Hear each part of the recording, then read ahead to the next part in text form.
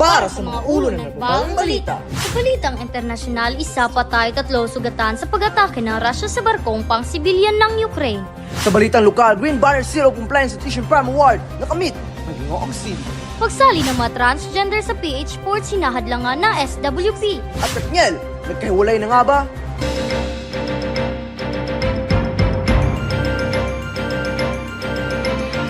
Magandang araw, Pilipinas! Magandang araw, Hingoog. Narito na, JJ News, boses ng mga sa atin yun, nagdadala sa inyo ng mga nagbabagang balita. Ako si Zilor Zacari Baurundan. At ako naman si Jerica Pabuaya. Kami ang inyong kasangga at masahan sa tapat na balitaan. Isa patay, 3 sugatan sa pag-atake ng Russia sa barkong pang-sibilyan ng Ukraine. Andito si Samantha para sa mga detalye. Samantha? Pinasabog ng Russia ang isang barkong pang-sibilyan ng Ukraine habang dumadako ito sa Ukrainian Black Sea port ng Odessa. Ang insidenteng ito ay naganap noong ika-8 ng Nobyembre kung saan ayon sa Inetala namatay ang piloto na may edad na 43 habang ang 3 niyang kasama na Pilipino ay malubhang nasugatan. Ayon sa Ministrong Infrastruktura ng Ukraine, ang mga pang-ataking ito ay naging rason upang mas lalo nilang higpitan ang mga kanilang depensa. Samantha, nagbabalita. Balik sa iyo, Zilor. Maraming salamat, Samantha, sa ganapan sa lokal Green Banner Zero Compliance Nutrition Prime Award nakamit ng Gingoong City.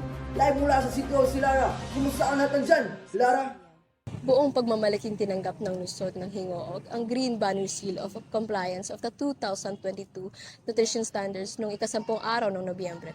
Tinanggap ang pangaral ng Mayor ng lungsod na si Mayor Eric Cañosa, SK Federation President Fatima Grace Guanzon, Dr. Agnes Centino at Nutrition Officer Elmer S. Resonar noong Regional Nutrition Awarding Ceremony na ginanap sa Cagayan de Oro.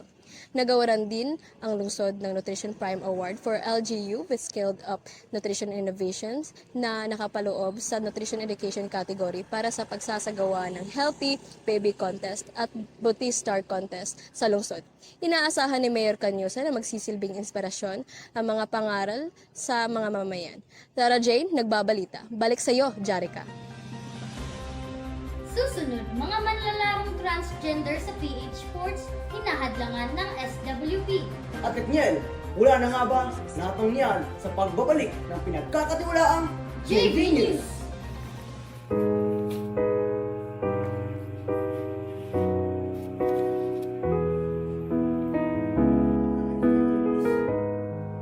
Ano ba yan, Senor? Araw-araw ka na lang umiinom?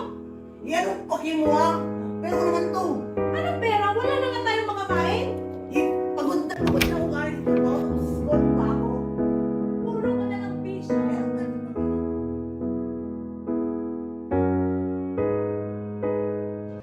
Nagbabalik ang JV News. Pagsali ng mga transgender sa PH Sports, hinahadlangan ng SWP. Andito na si Crishabel para sa mga detalye.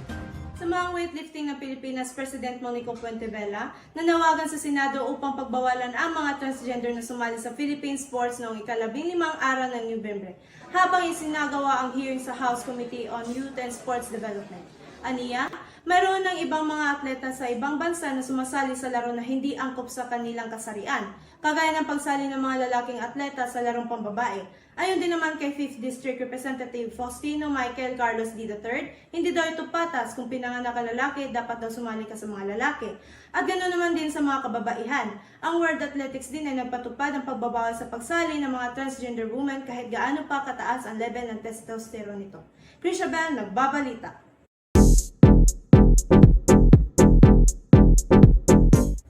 Naging usap-usapan sa social media at iba pang platform ang di umano'y paghiwalay ng power couple na Kat Ngap. Comedian at dad manager na si Ogie Diaz ay nagsalita din patungkol sa issue na ito at umani siya ng mga negatibong komento mula sa mga tagahanga ng pares.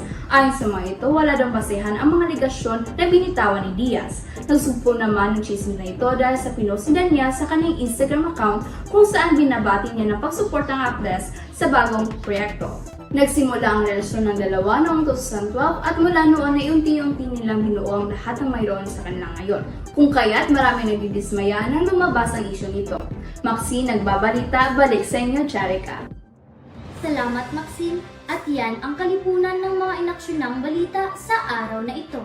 Manatiling nakatutok, makialam at makibalita. Muli, ako si Jerica Pabuaya. At ako naman si Zilor Zacari Baurundan. Ito Ang KB News, maaasahan sa balitang tapat at walang kinikilingan. Hanggang sa muli!